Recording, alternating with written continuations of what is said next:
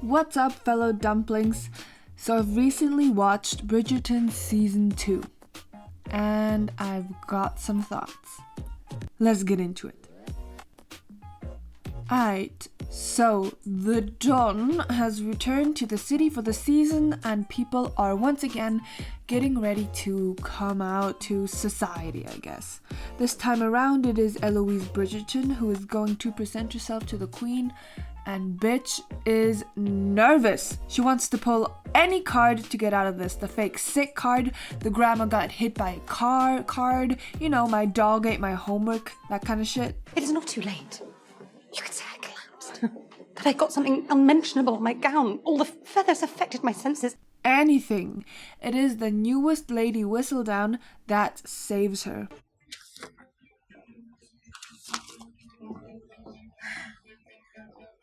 I've seen enough. I do not know what this means. Now that it's dating season again, Pen can pick up her feather again and write the hottest shit going on. So Anthony last season gave up on love and has decided to marry just anybody like Satisfactory, and is equipped with a list of unreasonable demands. I'm fluent in French, Italian, Latin. And you're Greek? But the Don has been graced by the presence of the shawarmas. So real short, the mom long ago decided to marry some poor servant guy who already had a daughter instead of the match that was picked out for her. She moved with him to India and had another baby, and now they have returned back to England on the lookout for a husband. But only the younger Miss Edwina Shawarma is looking for a match. The elder Miss Kate Shawarma is happy being alone and just wants her freedom. But then she meets Anthony. Now you might think that after this meet cute they gons to get it on, but she overhears him speaking locker room talk with the boys. Is one lady unlike any other? Simply pick the least objectionable and get her wed, bed and bread. Then you can return to more pleasurable pursuits. And more pleasurable partners. Do not tell us you were hoping for a love match. Love is the last thing. But if my children are to be of good stock, then their mother must be of impeccable quality. A pleasing face, an acceptable wit, genteel manners enough to credit a viscountess. It should not be so hard to find. Yeah, well now she rightly hates him, but Edwina gets announced the diamond of the season. Miss Edwina Sharma. And Anthony decides that will do, so he plans to court her. Obviously, Kate is majorly against it, but he somehow wins her over. Like, the shawarmas get invited to the Bridgerton country estate, and during a croquet game or something or other, they talk, and I don't know, she realizes that he's not too bad. What must I do to win your approval? I do not withhold it out of spite, my lord. I simply wish to steer my sister to the greatest possible happiness. I would have thought you could understand my position, seeing as you, too, have sisters to protect. That is different. It is my duty as their guardian. I am the same for Edwina in every way that matters. Then let us put our past acrimony behind us. But they still end up falling for each other. I'll get into detail later on in the video. But basically, while he is courting the sister Edwina, he harbors deep feelings for Kate. But Edwina is falling for Anthony, and Kate, I guess, for Edwina's sake, decides not to, tell her and just let them be together, her and, Edwina and Anthony. But yeah, Anthony wants some of Kate's booty. So, you know, drama. Anyway, because of this, Edwina and Anthony end up at the altar when Edwina notices the pure heat and passion between Kate and Anthony and runs out. They don't get married, but the families are trying to recoil from the drama and gossip from the Don and try to put on a show that everybody is fine with everybody. And Edwina is furious with her sister and Anthony, and the two are trying not to be too obvious, so they plan a ball, but nobody shows up. But at the ball, Kate tells Anthony that she's decided that she wants to go back to India, and shit goes down. In a flurry hurry, she goes for a ride and falls off the horse and is like in a coma, I guess. When she finally wakes up, it's like a week later, and Edwina is over her anger and she gives her full-hearted blessings and consent that Anthony and Kate can have relations.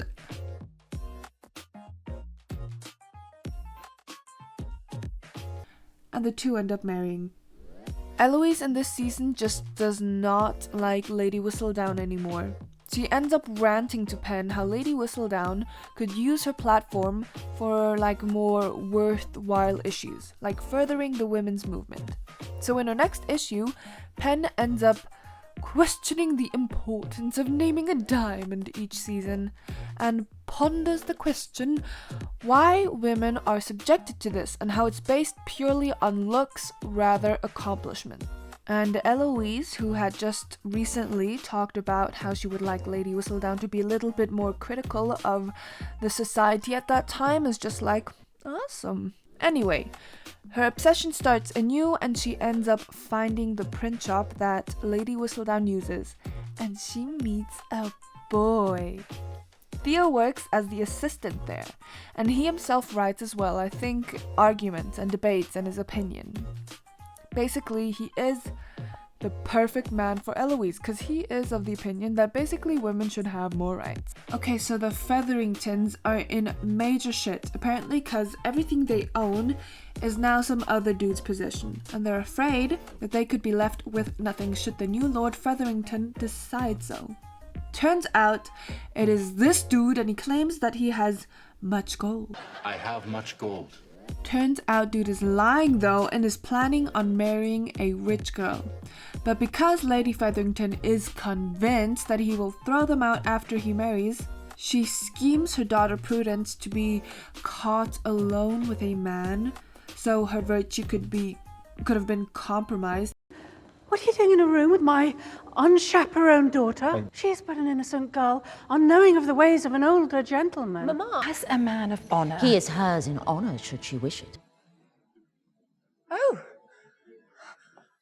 Oh my. Oh, I would be delighted to marry you, Cousin Jack. So dude now has to marry his cousin. But incest is not wincest. Because like mentioned, he got no coin. Now you've secured yourself a future of poverty. I shall indeed marry Prudence, but you should know she's marrying a penniless man. If you intend to hurt me with your empty threats... The only empty thing I have are those mines, Portia. So the plan is to have people invest in the mines he's been claiming is full of rubies and then take a bath in the money. Well, Colin Bridgerton finds out about this scheme, and while it was both Lady Featherington's and the new Lord's plan, she completely throws the bitch under the bus. This entire scheme was as much your idea as mine, not more. Do you honestly expect anyone to believe that such a confident, well-spoken man needed a woman to help him form his plan? But like, hear me out. Dude was making moves on her and decided after Colin confronted them and threatened to expose them that the two of them, the new Lord and the lady, should move to the Americas, but like send for the daughters some other time. I thought we were leaving together. No, you're leaving. Alone. Lady Featherington is then like, fuck you and your dog, you don't give a shit about my kids, and my kids are my world. She forged his signature so that they are guaranteed their house and intends to blame him for the whole plan and sends him on his merry way. Alright, so lastly, the Queen is also looking for Lady Whistledown and has this whole weird plan. It's really weird, but when it comes down to the bones of it, she basically has her footmen listen to her suspected Lady Whistledowns and their convos. Luckily, she overhears Pen and Eloise. Eloise has been sneaking about to see Theo, and sometimes even alone, and also it's in the shabby part of the city. Well, the footman or someone, whoever, follows her, and this leads to the Queen thinking that Eloise is Lady Whistledown. Also because Lady Whistledown has been more critical towards the society norms, and because Eloise herself has barely been mentioned in the pages. When Pen hears about this, she decides to write about Eloise and Theo, knowing the scandal it would cause and the gossip to be spread about the family, because there is no way Eloise could write this about herself. Pen is heartbroken. that she had to inflict such pain upon her friend and decides to retire from Lady Whistledown. But Pen still hears about the hot goss, and Eloise ends up piecing the pieces together. When she hears Pen talk about the new gossip, it just sounds so like Lady Whistledown. So she goes through Pen's belongings and yeah, she figures the shit out. They trade words and sad face emoji. I look at you now, and all I feel is pity for you. Tarnishing everyone in town all because you are too scared to stand up for yourself in reality. At least I did something. All you ever do is talk about doing something. You have all these great ambitions, these great plans, but I am the one who actually did something great, and you cannot stand it, can you? I wish never to see or speak to you again. Okay, so I tried to make a short recap, but now let's dig deeper into the characters and the story. Let's start off with... Alright, so to start off, I think that any match made between these three to be kind of stupid. Let's take Anthony and Edwina first. So this might just be my cold and damaged heart speaking, but I really think that the whole fact that Edwina was even interested in Anthony to be absurdity itself. I mean, they have pleasant combos. I realize that they have a couple things in common, but I just don't find the matching. Like, literally in my eyes, the girl just likes him because he's rich, because he has a nice family life, and because he's not too bad. Like, she literally knows that he is not interested in love, but the series says that Edwina wants a genuine love match. So either Edwina is full of shit or the series is. Now, for the life of me, I do not understand why Kate likes Anthony. I can understand why he likes her. She is a feisty woman who speaks her mind, and he isn't used to that. She is beautiful and clever and will call him out on his bullshit and challenge him. She's strong and always looking out for her family. If she has to do the tough stuff people don't want to do, she'll do it. Like, Kate would be the one who would gather up the nerve to, like, unplug you, you know? But Kate shouldn't like Anthony. Like, the series makes it a point that she wants to be alone. She wants her freedom. But after a quick therapy session from Edwina, it is revealed that in fact Kate wants the life women lived at the time. But because she is not the biological daughter, she finds herself inadequate to be able to pursue such a life for herself, and like many parents end up doing, she forces her dreams onto someone else. I don't know, like, yeah, fine, makes sense. I like it technically, but why Anthony? Their first meeting is nice, it's a nice meet cute, but it only piques his interest, really, for all the reasons I mentioned before. But Kate, she wasn't interested from that first meeting and only gets an even worse impression after hearing how Anthony imagines married life and the role of a wife and a mother, which is disgusting, by the way. So she warns Edwina. Is something wrong, Didi? You are not to go near that man, do you understand? But the writers need conflict, so Edwina decides, even though against her sister's wishes and warnings, that she wants some of that love, in fact, something for which my sister is an enthusiast. Even though Anthony also publicly humiliates Kate and literally says that while he can't be passionate towards her or something, I don't know, show passion towards her, he will always fulfill his duty. How romantic. And bitch eats that shit up. Like, what? I thought that's exactly what she wanted, you know? Passion, a love match. But because it was truthful and that's just Anthony being Anthony, she's suddenly into him. So this was actually just another reason why Edwina wouldn't and shouldn't like Anthony. But let's get back to Kate. He constantly belittles her for being a woman. Did you know Kate is an excellent shot? Of course she is. Do you not think it true? Perhaps your sister aimed straight on the field, but surely she would have some trouble managing. Why would you assume I had any trouble managing at all, my lord? I only mean to say... Because I am a woman? No, I did not say that. But you thought it. And her intelligence, they don't truly ever have a deep conversation or any conversation really at all, except for during that visit at the Bridgerton country family estate when they're playing croquet. Being the eldest, that's their responsibility. Okay, they have something in common, but it's like nothing. This exchange alone jumpstarts this whole romance, interest, and sexual tension, and I'm sorry guys, but I'm just not buying it. And also, this common ground is never used to further their connection. It is more Anthony and Edwina who end up thinking that they share a common role and common duties that they have to fulfill. What is it that you believe we share? Our places, our roles. They align. I as the Viscount, you as the Diamond. Neither by our own choice. It's really fucking stupid. It's just annoying that they hold off on this match, you know, between Kate and Anthony with the excuse that Kate wants to protect her little sister and wants you to be happy. Like, yeah, bitch, that's what's gonna make your sister happy. Her husband being in love with you, her sister. So fucking stupid, people. And by the way, Kate as a character kind of sucks. Like, I think it was supposed to be funny, her sort of snotty, kind of stuck-up way, but in certain times it's just not, and it really just comes off as haughty and mean. And as for her dancing, well, it is quite remarkable if I do say so myself. And I do say so considering it was I who taught my sister the cotillion, the quadrille, the waltz, self-taught naturally, but still quite remarkable nonetheless. Oh, I do hope you did not go to too much trouble finding all of those instructors. Not at all. I'm sure we have much to learn from you, such as the preparation of this most excellent tea. Lady Danbury, we wish to leave. Miss Sharma, allow me to introduce you Shan't, my mamma is already in our carriage. You are clearly upset. What is clear is we are woefully unprepared to navigate this lion's den. So yeah, nothing makes sense. Why these girls are attracted to Anthony just makes zero sense. I mean, I guess Kate's just horny.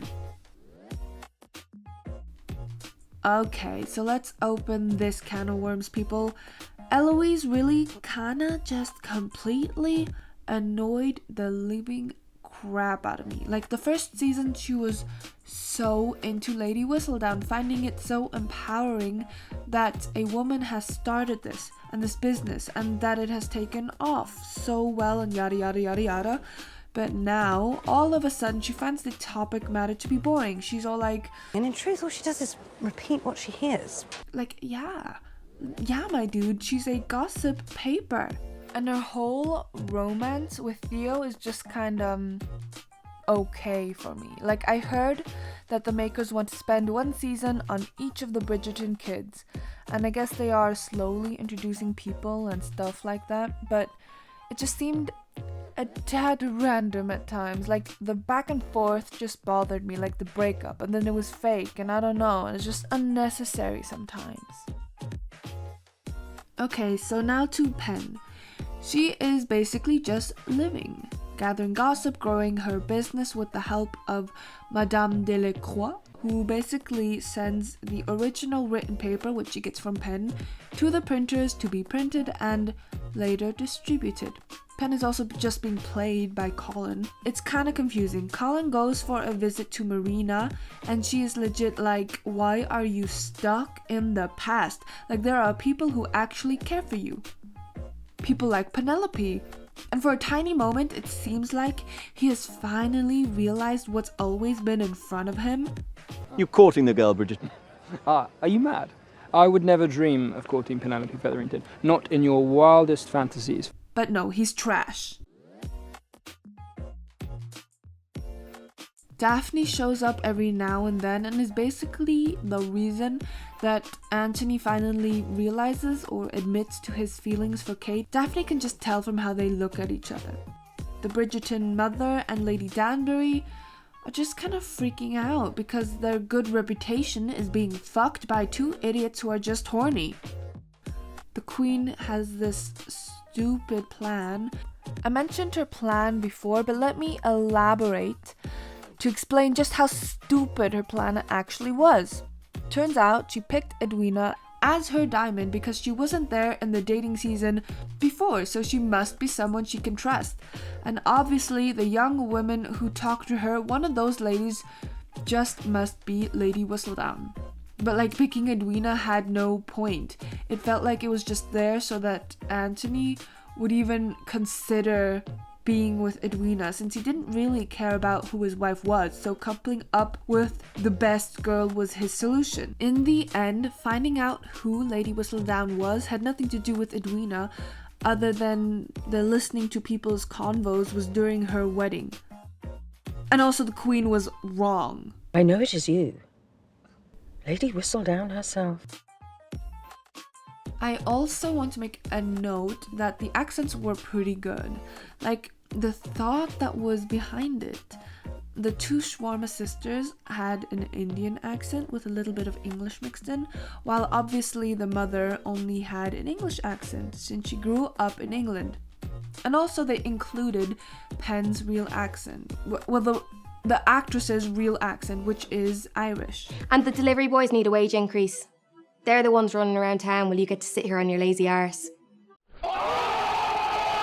Prudence was kind of random for me. Like, bruh, she had no real personality in the first season, and in this one, it is kind of expected that people know her enough to understand her behavior. Look at that! Look at me, everyone! There is this pretty little inclusion. In the first season, Eloise talks about how while her mother was giving birth to the last of the Bridgertons, Daphne sang her to drown out the screaming. They show said birth scene in the second season, and I noticed that Daphne is singing, and she's singing the song from Cinderella. You get him back in here now! And by the way, the children's song nursery rhyme thingy is from 1981, I think, so inaccurate for both Cinderella and Bridgerton. So after I basically ranted on and on that the show wasn't all that great, or shall we say, not my cup of tea, I have to say I am a sucker for dramatic and cheesy, and I absolutely loved watching it.